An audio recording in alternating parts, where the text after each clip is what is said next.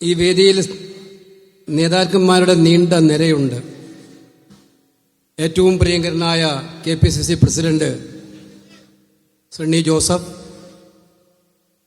പ്രിയപ്പെട്ട പ്രതിപക്ഷ നേതാവ് ശ്രീ VD സതീശൻ,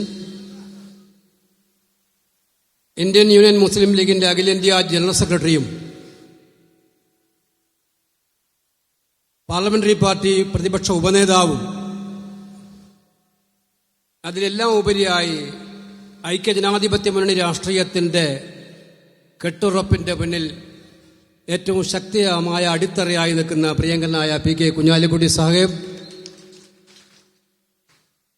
പ്രിയപ്പെട്ട മുൻ പ്രസിഡന്റ് MM ഹസൻ സാഹിബ്, ഇവിടെ വേദിയിൽ ഉപവിഷ്ടരായിരിക്കുന്ന പ്രിയപ്പെട്ട ശ്രീ മോൻസ് ജോസഫ്, പ്രിയപ്പെട്ട ശ്രീ ഷിബു ബേബി ജോൺ, പ്രിയപ്പെട്ട Shri Anoop Jacob, Shri CP John, UDF പ്രസ്ഥാനത്തിന്റെ എല്ലാ പാർട്ടികളും പ്രധാനപ്പെട്ട പാർട്ടികളാണ്. പാർട്ടികളിലെ പ്രധാനപ്പെട്ട നേതാക്കളെ, MP-മാർ, MLA-മാർ ഉൾപ്പെടെയുള്ള വേദിയിലെ പ്രഗത്ഭരായ ഐക്യജനാധിപത്യ മുന്നണി നേതാക്കളെ, എത്രയും പ്രിയപ്പെട്ട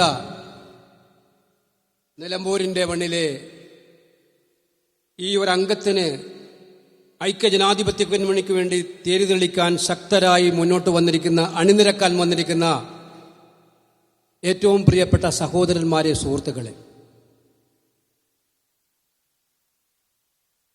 നിലമ്പൂരിന്റെ മണ്ണ് നമുക്കെല്ലാവർക്കും അറിയാം. ഇന്ത്യൻ സ്വാതന്ത്ര്യ സമരത്തിന് ഏറ്റവും തീക്ഷ്ണമായ സ്മരണകൾ നൽകുന്ന മണ്ണാണ്.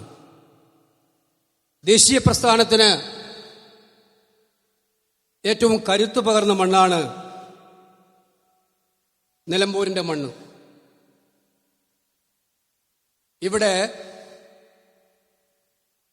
ബഹുമാനായ ശ്രീ ആര്യാടൻ ഏറ്റവും ഒടുവിൽ UDF-ന്റെ MLA ആയി പ്രവർത്തിച്ച ആളാണ്. മന്ത്രിയായി ഈ മണ്ഡലത്തിന്റെ ഓരോ പ്രവർത്തകരെയും നേരിട്ടറിയാവുന്ന, നാട്ടിലെ ജനങ്ങളുടെ പ്രയാസങ്ങളിലും ദുഃഖങ്ങളിലും എല്ലായ്പ്പോഴും പങ്കിടാൻ താല്പര്യം കാണിച്ചിട്ടുള്ള, ഇതുപോലൊരു കൺവെൻഷൻ ഇവിടെ നടന്നാൽ ആ കൺവെൻഷന്റെ ആദ്യാവസാനക്കാരനായിരിക്കണമെന്ന് നിർബന്ധമുള്ള, അത്രയേറെ കമ്മിറ്റ്മെന്റ് പ്രസ്ഥാനത്തോടും മതേതരത്തോടും വെച്ച് പുലർത്തുന്ന ശ്രീ ആര്യാടന്റെ അഭാവത്തിലാണ് നമ്മൾ കൺവെൻഷൻ ചേരുന്നത്. എനിക്കുറപ്പുണ്ട് അദ്ദേഹത്തിന്റെ മനസ്സും ആത്മാവുമൊക്കെ വിശ്വസിക്കാനും ഇല്ലെങ്കിലും ഇവിടെ ഉണ്ടാകുമെന്ന് പറയാനാണ് നമ്മളെല്ലാം ആഗ്രഹിക്കുന്നത്. അദ്ദേഹം വളരെ ശക്തമായിട്ട് ഈ മണ്ഡലത്തെ മുന്നോട്ട് കൊണ്ടുവരാൻ, കേരളത്തിന്റെ മുൻപന്തിയിലെത്തിക്കാനായിട്ട് നടത്തിയിട്ടുള്ള അനവരതമായ പരിശ്രമങ്ങളെ നമ്മളെല്ലാം ബഹുമാനിക്കുന്നവരാണ്.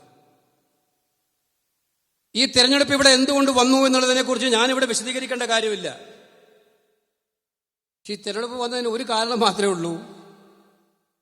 അത് കേരളത്തിലെ ജനങ്ങളെ ഇത്രയേറെ വെറുക്കപ്പെടാൻ സാഹചര്യമൊരുക്കിയ ഒരു സർക്കാരിന്റെ പ്രവർത്തനങ്ങളുടെ പരിണിത ഫലമാണ് ഇവിടെ ഉണ്ടായ തെരഞ്ഞെടുപ്പ് എന്നുള്ളതിന് സംശയമില്ല.